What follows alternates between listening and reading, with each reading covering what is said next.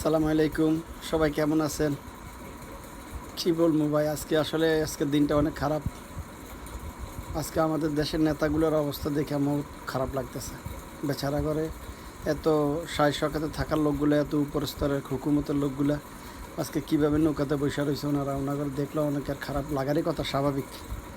ওনাদের চারিপাশে কত ছেলাবেলা, ওয়ার্ডার আগে সব কিছু হয়ে যায়। আজকে এই লোকগুলোর কী দুর্দশা। আমরা সবাই প্রবাসীরা এটার জন্য দোয়া করি, আল্লাহ আমাদেরকে একটা মিডলে রাখছে, না নিচে না উপরে।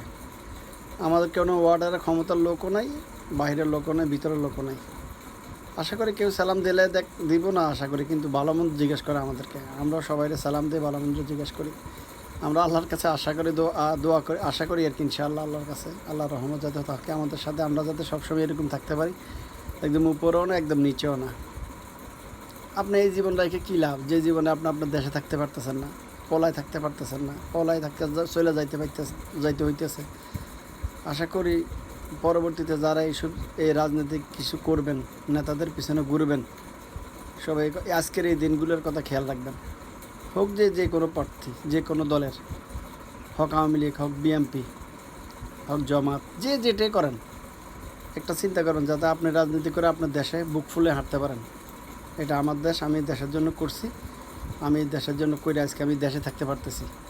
দুশের হাজার হাজার লোক আমারে সাপোর্ট করে, ভাই কেমন আছেন, ভালো আছেন। এসব রাজনীতির কোনো ফায়দাও নাই, যে রাজনীতি করে আমি এই জীবন থেকে, আমার দেশের থেকে, আমার জন্মভূমি যেখানে আমার জন্ম, ওইখান থেকে আমার ফলায় চলে যাইতে হবে। তো সবাই ভালো থাকেন। আর কিছু ভাই আমার কিছু কথাবার্তা নিয়ে, সুদের কথাবার্তা নিয়ে একটু মনে কষ্ট পাইছেন, আসলে আমি আন্তরিকভাবে দুঃখিত। আমরা সবাই প্রবাসী ভাই, আমাদের কোনো কথা যদি কেউ কষ্ট পাইয়া থাকেন ক্ষমা দৃষ্টিতে দেখবেন। আর এই আর কি ভাই, এই সাধারণত দিনে মোবাইলটা নিয়ে একটু শয়তানি করা, হয়তো কেউ দেখে কেউ দেখে না, সময় কাটানোর কি। সবাই ভালো থাকেন। আসসালামু আলাইকুম।